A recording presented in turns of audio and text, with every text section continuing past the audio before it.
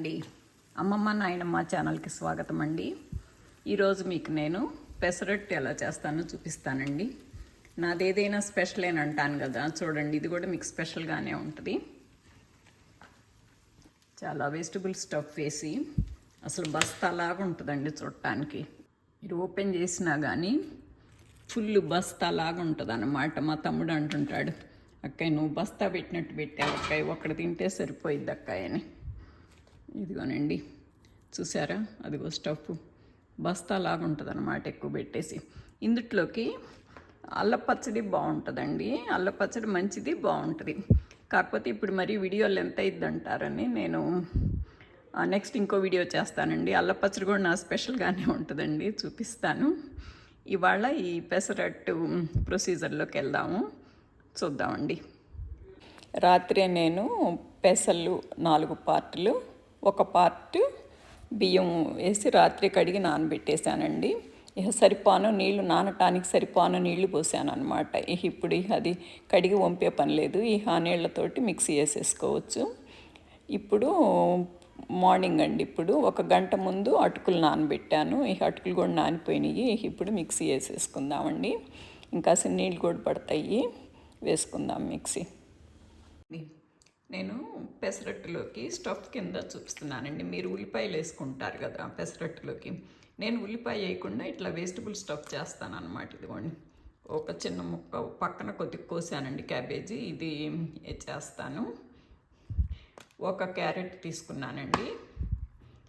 ఇది కొంత కొత్తిమీర, తోటకూర అండి, ఇంట్లో పండిందేను, కాకపోతే నాకు పండలేదు, నాది ఎర్ర తోటకూర. ఇదేమో గ్రీన్ తోటకూర మా తమ్ముడు ఇచ్చాడు.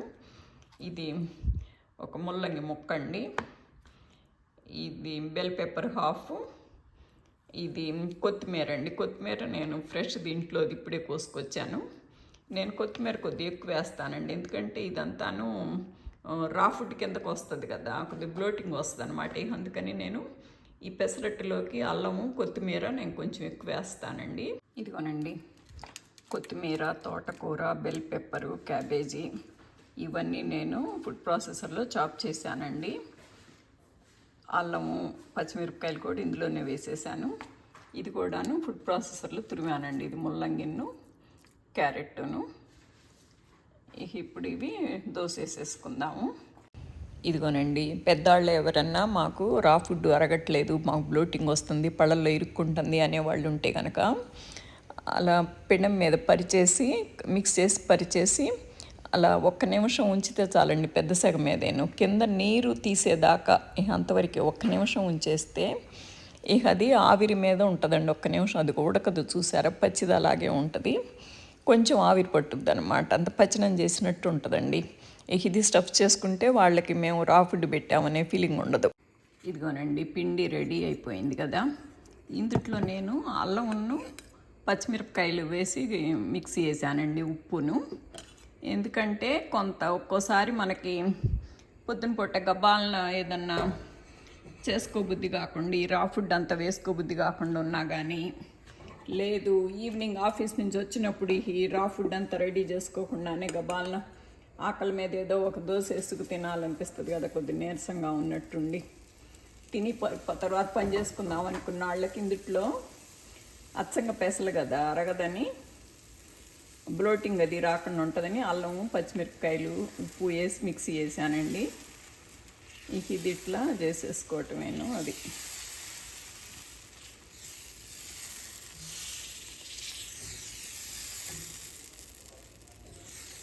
అది చూసారు కదా, ఇట్లా వేసేసుకొని ఇందుట్లోకి ఇదిగోనండి రా ఫుడ్.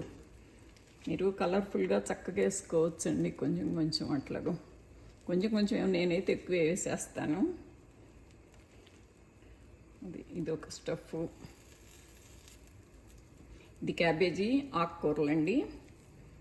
ఇదేమో ఇది కలిసిపోయింది, నేను ఫుడ్ ప్రాసెసర్ వేసినప్పుడు ముల్లంగిను, క్యారెట్. ఇది కొత్తిమీర ఏమన్నా నేను ఫస్టే కోసానండి లైట్గాను, అదే సన్నగా మరీ చాప్ చేస్తే ఫుడ్ ప్రాసెసర్లో బాగుండదని. ఇది ఫోల్డ్ చేస్తాం కదండి, అందుకని నేను అట్లా వేయటం లేదు అటు సైడు. మీకు కలర్ఫుల్గా చూడటానికి బాగుంటుందని అలా చూపించాను అనమాట. మామూలుగా అయితే ఇప్పుడు ఇదిగో అంతా కలిపేసి పెట్టినా కానీ బాగానే ఉంటుంది. ఇది నూనె వేస్తాను. ఇది నూనె వేసుకుందాం.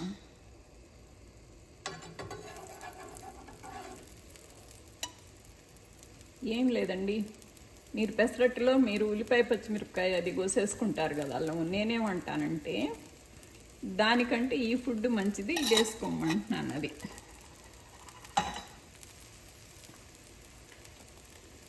చూసారా? ఇక ఇప్పుడు కొద్దిగా ఎర్రబడినాక తిరగేసుకోవటమేనండి. అది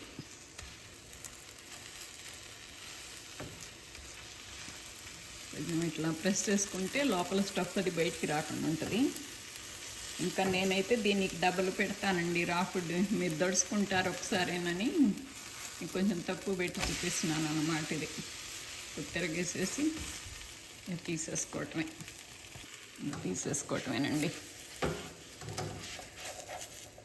స్టఫ్ ఇరిగిపోకుండా చూసుకుంటే బాగుంటుంది. అది చూసారా? ఇదన్నమాట. ఇంకొకటి చూడండి,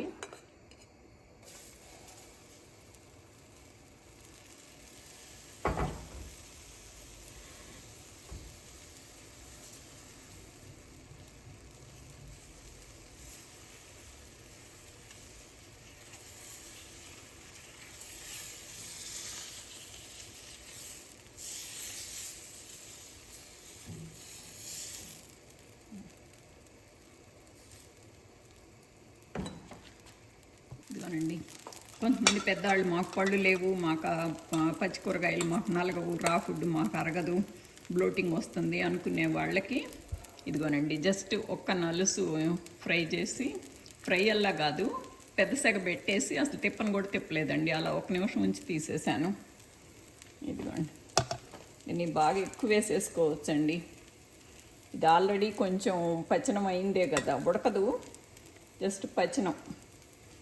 ఇది అంకులు మాట్లాడితే నాకు బ్లోటింగ్ అంటూ ఉంటారు, అందుకని ఇది చూసారా ఎంత స్టఫ్ పెడుతున్నాను.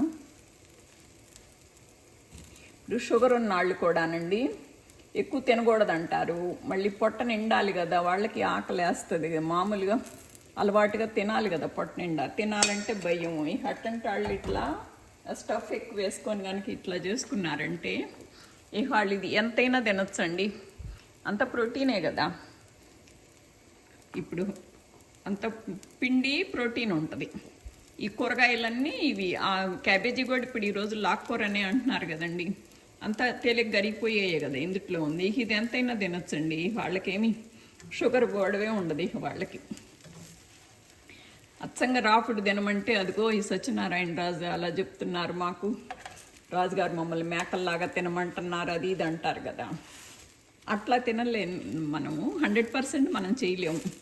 ఇట్లా చేసుకున్నామంటే మీరు ఇట్లా తిని చూడండి, 1 నెల మీకే అర్థమవుతుంది. మీ షుగరు ముందు టెస్ట్ చేసుకోండి, 1 నెల ఇలా తిన్నాక టెస్ట్ చేసుకోండి. అంటే రోజు దోశలే తినమంటారంటే దోశలే అని కాదు, ఏది వేసుకున్నా ఇట్లా. ఇప్పుడు అరటికాయ పచ్చడి కానివ్వండి, ఊతప్పం కానీ మినపపిండితోటి ఊతప్పం కానివ్వండి, ఇది అచ్చంగా పెసరపిండి దోశ అనుకోండి, ఇది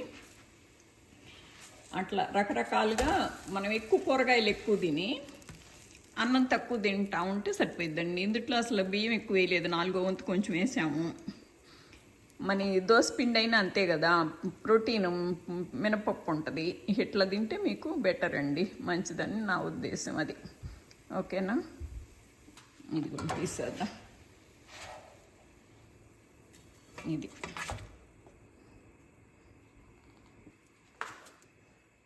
ఇవి ఇంకా అంకులకి ఇచ్చేసి వద్దామండి.